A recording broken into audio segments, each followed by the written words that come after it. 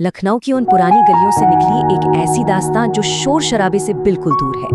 आज के इस विश्लेषण में हम उस खामोश इबादत को समझेंगे जहां अल्फाज कम और एहसास बेहद गहरे हैं। बिना किसी दिखावे के मोहब्बत आखिर कैसे होती है, चलिए सीधे इस कहानी के सफर में चलते हैं। कहा जाता है ना, सच्ची मोहब्बत शोर नहीं करती। आज के दौर में जहां हर छोटी चीज का दिखावा होता है, वहां इस ख्याल की अहमियत और भी बढ़ जाती है।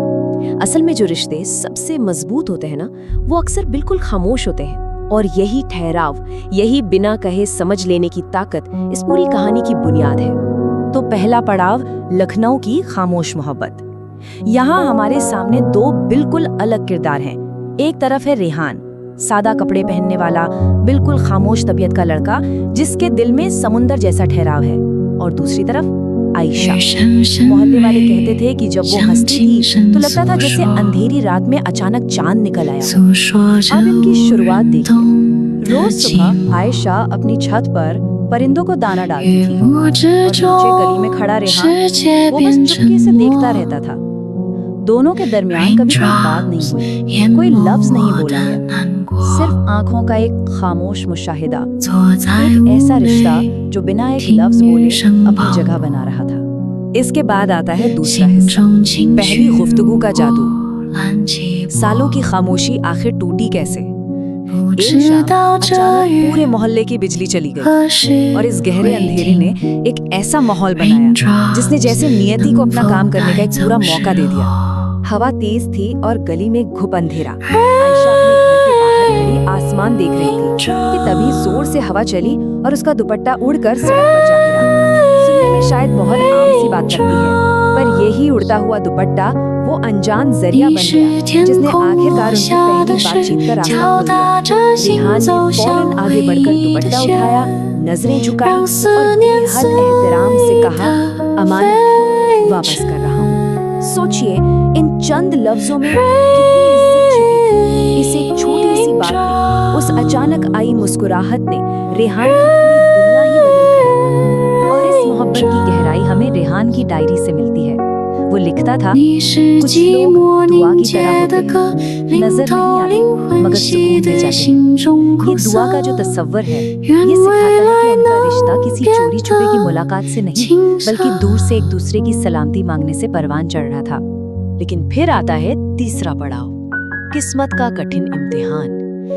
कहानी का माहौल यहाँ अचानक से काफी बोझल हो जाता है। एक दिन आयशा मोहल्ले से अचानक गायब हो गई। पता चला कि उसके वालिद ने उसकी मंगनी किसी रिश्तेदार के बेटे से कर दी है। और यहाँ वो पाक खामोश मोहब्बत पूरी तरह से हिलकर रह गई। घटनाओं की रफ्तार यहाँ एकदम तेज हो जाती है। पहले अचानक मंगनी तय होना, फिर बारिश में एक आखिरी बेचैन मुलाकात, और ठीक उसके बाद अचानक दिल का दौरा। एक के बाद एक इन तीन झटकों ने तनाव को बिल्कुल उरूज पर पहुंचा दिया, जहां लगने लगा कि अब सब कुछ खत्म हो जाएगा। निकाह से ठीक एक दिन पहले की बात है। जोरों की बारिश हो रही थी। आयशा चुपके से रेहान से मिलने आई। आंखों में आंसू थे। बारिश की आवाज जरूर थी वहां, लेकिन उन दोनों के दरमियान सिर्फ एक भारी, दिल तोड़ने वाली खामोशी छाई हुई थी। वो उनके सफर का सबसे मायूस और बेबस लम्हा था। आयशा खुद को रोक नहीं पाई और रोकर बोली, मैंने हर नमाज में तुम्हें मांगा था। यहाँ दोनों के जज्बात का फर्क देखने लायक है।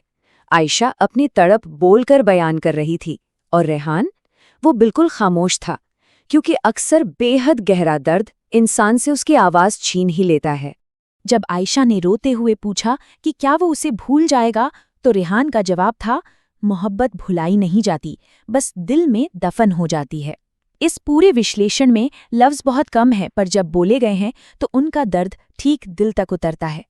एक टूटे हुए दिल का ये आखिरी सच था। चौथा मोड़, चमत्कार और दिल का फैसला। किस्मत का खेल अभी खत्म नहीं हुआ था।